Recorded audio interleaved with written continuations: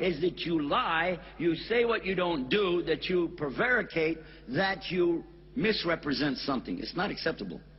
Many of the articles being written against Islam quote one part of a verse and then mistranslate it, corrupt it, twist it, take it totally out of context, or use translators' mistakes. But I'm going to share with you that having been a Christian for nearly 50 years, a very dedicated Christian, very much loving the Lord, I very much still to this minute love Jesus the Christ, because that tells us right in here, this is confirmation of Jesus is right here. I have no doubt in my mind, after studying this in the Arabic text, that there is anything in Islam that would underwrite acts of terrorism. All I can find in the Quran and the teachings of Muhammad, peace be upon him, are acts versus terrorism.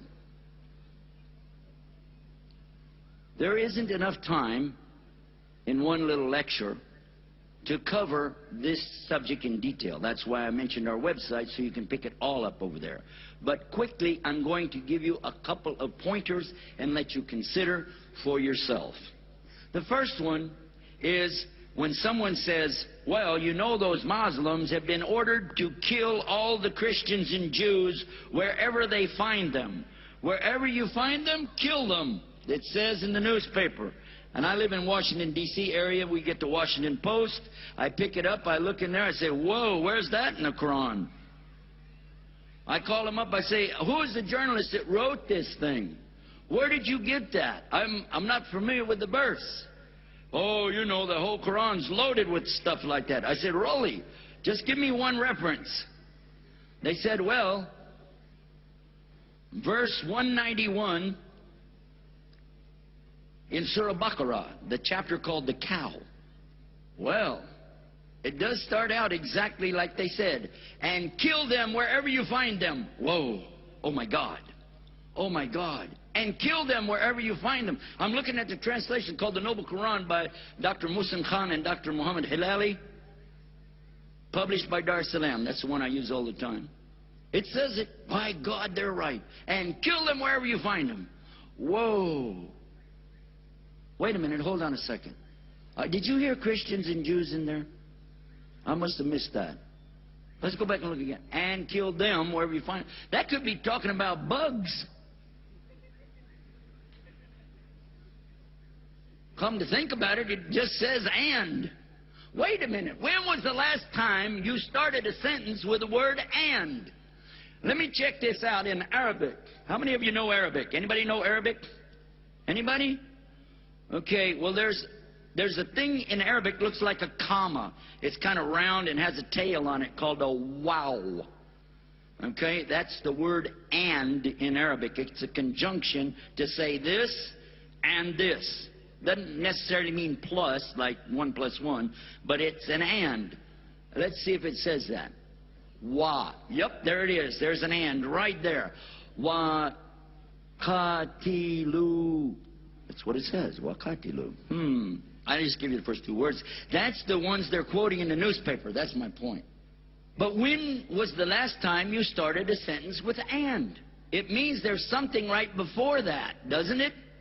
Doesn't it? Well, I don't like it when people do that, whether they're Muslim or non-Muslim. I don't like it when the men in Islam start out saying waqul in chapter 24, verse 31. They begin to tell the women about lowering their gaze and wearing hijab. It says waqul because they don't want to mention the verse before it that said, "Qul, say to the believing men to lower their gaze, to guard their private parts." They don't want to mention the men have a responsibility in this deal too. And the same way when somebody misquotes this verse, starting out with wa. I want to go back to the verse before and find out what you're hiding from me. Let's see where it says Christians and Jews in here. What it says is they're asking you, Muhammad, about the new moons. Maybe I'm supposed to kill the moon. And they ask you, Muhammad, about the new moons. Say these are the signs to mark the fixed periods of time for mankind and for the pilgrimage, the Hajj. Am I supposed to kill all the Hajis? And it said it's not al-bir, piety, righteousness, or taqwa, that you enter the houses from the back, but al-bir is the quality of one who fears Allah. So enter houses through their proper doors and fear Allah that you will be successful. And, now we go to the next verse, and fight in the way of Allah, those who fight you. Okay? And transgress not limits. Truly, Allah does not like the transgressors. And kill them wherever you find them, and turn them out from where they turned you out. And al-fitna is worse than killing. And don't fight them at Masjid al-Haram unless they first fight you there. But if they attack you, then kill them. Such is the payback for the disbelievers. Did you hear Christian or Jew in there somewhere? I'll read it again if somebody thought I said Christian. Did you hear that? The people that I heard referred to in English, it's talking about transgressors. Those who fight you. So it's retaliation, yes or no? It has limits, yes or no? Don't fight them. Only except when they're fighting you, and turn them out from where they turned you out. Do you remember any story about Jews and Christians turning Muslims out of somewhere? No.